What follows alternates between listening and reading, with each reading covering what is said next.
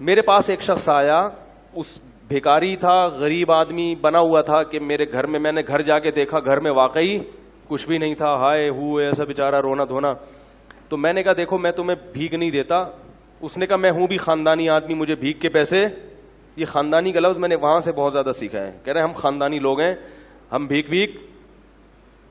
تو کہہ رہے میں نے کہا ٹھیک ہے پھر آپ مزدوری کرو. کہہ رہے میں ریڑھی لگاؤں گا. میں نے کہا چلو. میں خود اس کے ساتھ جوڑیا بازار گیا, وہاں سے 2 ریڑیاں خریدیں اپنے خرچے پہ, اس کو دیں. میں نے کہا کیا آم کا سیزن چل رہا تھا, میں نے کہا ٹھیک ہے یہ پیسے لو, جاؤ آم لے کر آؤ. اور میں نے تھوڑا سا پروفٹ اپنا اس میں رکھ لیا کہ جتنی ارننگ ہوگی اس میں اتنے فیصد مجھے دے دینا, ٹھیک ہے نا. تو آپ نے وہ ارننگ لے کے وقف کر دیا. اپنا بزنس بھی کر سکتے ہو ایسے. تو میں تو آپ کو وقف بزنس تو آپ بہتر جانتے ہیں نا, میں تو آپ کو کہہ رہا ہوں فی سبیل اللہ اس طرح بھی رقم وقف کی جا سکتی ہے. تو بھائی 20% مجھے دے دینا. پھر ہم نے اس کی جو بھی شرائط آدمی کر لے کہ میں نے کیا کرنا ہے اس کا. تو جوڑیا بازار سے ہم نے اس کو 2 ریڑیاں دلائیں. اس کو ہم نے پھر آم اور کیلے, اس کا اس نے بزنس شروع کیا. اس کو میں نے پہلے 20,000 روپے دیے, پھر 35,000 روپے. اس نے بزنس کیا, کمانا شروع کیا, 20% مجھے دیتا, 80% خود رکھتا, اور ٹھیک ٹھاک پروفٹ ہونا شروع. پھر جی آیا کہ اب وہ میں اصل میں گودام لینا چاہ رہا ہوں تاکہ میں مال کیا اٹھاؤں, کاروبار تو بڑھتا ہے نا. پھر ہم نے کہا جی اچھی بات ہے. گودام بھی گھر کے قریب ہی کہیں دیکھ لیا. اس کا وہ گودام میں نے جا کے دیکھا بھی, چیک بھی کیا. میں نے کہا اچھا ایک غریب آدمی کو کیا ہو رہا ہے, یہ کیا کسی کو پیسے پکڑا دو تو ختم ہو جاتے ہیں, اس طرح کاروبار رن کر کے دو اس کو, اپنا بھی فائدہ اس کا بھی فائدہ. اپنا پروفٹ تھوڑا رکھو تاکہ ایسا نہ ہو کہ وہ بیچارہ جب زیادہ بڑھ جائے کاروبار پھر آپ پروفٹ کا ریشو بڑھا بھی سکتے, لیکن وقف میں نہیں بڑھا سکتے. ہم نے جناب اس کو پورا گودام بھی لے کے دے دیا. اس نے وہ کیلے لا کے, کچے کیلے ہوتے تھے اس میں وہ کیمیکل لگتا ہے نا, اس سے پکتے ہیں, وہ پک بھی رہے ہیں, اور جناب بزنس ٹائٹ. اتنا پروفٹ مجھے شروع ہو گیا کہ اب ہم نے تمیز سے بات کرنا لوگوں سے چھوڑ دیا. سمجھ میں نہیں آ رہا تھا. گاڑی جو ہے ہم کرولا لیں, وٹس پہ ہاتھ ڈالیں, وٹس چھوٹی گاڑی ہے, مزہ نہیں آئے گا.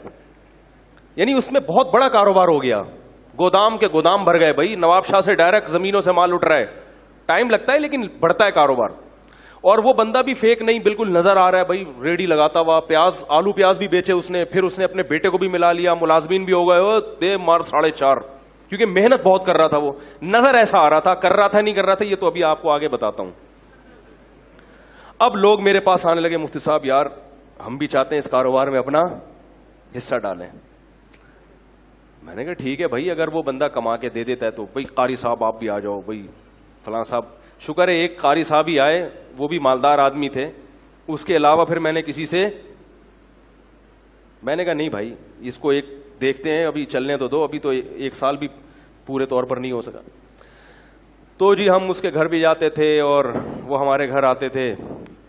بڑا اچھا ماشاءاللہ ہمارا بزنس شروع ہو گیا, اس کو ٹھیک ٹھاک پروفٹ ہونا شروع. لیکن میں نے دیکھا کپڑے وہی اس کے چماروں والے. ہم تو سوچ رہے ہیں کہ چاند پہ پہنچے یا مریخ کا سفر کریں. ابھی امریکہ یورپ تو چھوٹی بات ہو گئی تھی ہمارے لیے نا, ٹھیک ہے, تو خلائی سیارے میں بیٹھتے ہیں, کہیں کائنات کی سیر کر کے آتے ہیں. تو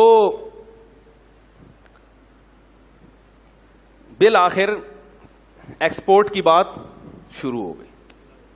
بھئی اب کب تک غریبوں کی طرح ملک میں جو ہے وہ ٹرک خرید کے بیچتے رہیں ہیں, وہی کنٹینروں پہ بات آنی چاہیے. اب کیا خیال ہے؟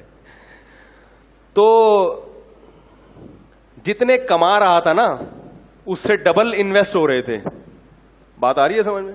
جیسے آج اتنا پروفٹ دے دیا, 1 مہینے میں اتنا دے دیا, تو اب بھائی کاروبار تو ہر آدمی کہتا ہے بڑھاؤ, تو اور اس کو دے دیے ہم نے پیسے, اور کاروبار نظر آ رہا ہے.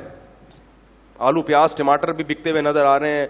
گودام سے منڈی بھی جا کے میں نے دیکھا, وہاں بھی باقاعدہ اس کی ایک شاپ ہے جہاں سے وہ سارا بزنس ہو رہا ہے. ایک دن وہ میرے پاس آیا, کہنے لگا کہ مولوی صاحب میں تو جا رہا ہوں سفر پہ 10-15 دن کے لیے, تو مال اتارنا ہے منڈی سے, اتنے پیسے مجھے چاہیے, اور یہ پیسے کل ہی میں آپ کو ریٹرن کر دوں گا, اور مجھے جناب پہنچنا ہے. تو میں نے دے دیا اس کو. میں نے کہا یار یہ میرے حج کے پیسے ہیں, کیوں حج کی درخواست میں دینے والا تھا, یہ لے کے کہیں ایسا نہ کہہ رہا یار مسلمان کسی کے حج کے پیسے کھائے گا. ہم نے ایسے ایسے حرام خور دنیا میں دیکھے ہیں کہ آپ کو ہم کیا بتائیں. اس کا بیٹا وہ بیمار بنا ہوا تھا, اس نے کہا یار حج, ہم نے کیا کلمہ نہیں پڑھتے, بیانات میں بھی بیٹھتا تھا وہ آ کے اور کہتا تھا ہم سید ہیں, اور کہتا تھا مفتی صاحب پیسہ پکڑانے سے پہلے یہ دیکھو کہ بندہ خاندانی ہے یا نہیں ہے. سمجھ رہے ہیں, یہ بڑی گنتیاں سیکھی ہوئی ہوتی ہیں, تبھی کسی کی چکنی چپڑی باتوں میں مت آؤ. تو ہم نے وہ اس کو دے دی, ہم نے کہا چلو کل منڈی میں مل ہی جائیں گے. اس بندے نے رات کو محلے والوں کو جتنی جیبیں نچوڑ سکتا تھا سب کی جیبیں نچوڑی. دکان سے جو جنرل اسٹور تھا اس سے 2-3 مہینے کا راشن اٹھایا. اس نے کہا پڑوسی یہ کل دے دے گا پیسے. کسی سے چلتے ہوئے کسی سے اگر امید تھی نا 50 روپے مل جائیں گے ادھار, تو اس سے 50 روپے بھی لیے, کسی سے 500 لیے, کسی کے 1 لاکھ, ہمارے تو لاکھوں روپے لیے ہوئے تھے. ہر آدمی سے جتنا نچوڑ سکتا تھا اس نے نچوڑا. اسٹیمپ پیپر پہ جو ہمارا ایگریمنٹ ہوا تھا وہ لکھا ہوا تھا اس کے انگوٹھے کے ساتھ, یعنی میرے تو اس سے جو پیسوں کا لین دین تھا ریٹرن بھی تھا نا سارا, انگوٹھا بھی, آئی ڈی کارڈ بھی, سب کچھ. اب جناب وہ انگوٹھا لے کے اب تک میں 10 سال سے بیٹھا ہوں. وہ انگوٹھے کا کیا کریں گے بھائی, کیا خیال ہے, انگوٹھے سے کچھ ہوتا ہے؟ خیر جی, ہم اگلے دن جب پہنچے تو کوئی بندہ ہی نہیں تھا. پتا چلا کہ راتوں رات گودام بھی اس نے اس کا بھی سودا کیا ہے, گودام والے کا 3-4 مہینے کا کرایہ بھی ہضم کیا, اور جتنا مال گودام میں پڑا تھا پہلے سے اس نے کوئی اس کا سودا کیا ہوا تھا کہ بھئی اس کا پروگرام تھا اس دن بھاگنے کا. وہ راتوں رات اس نے سارا مال سستے داموں بیچا. وہ پیسے الگ, ہمارے پیسے الگ, جو ہمارا پروفٹ تھا وہ الگ, حج کے پیسے الگ. اور محلے والوں میں کسی سے 500 لے سکا, 50 لے سکا, 10 روپے مل سکے. جنرل اسٹور والے سے پیسے لے کے 12 سال ہو گئے میرے بھائی, 10 سال ہو گئے, صرف انگوٹھا ہے اس کا میرے پاس.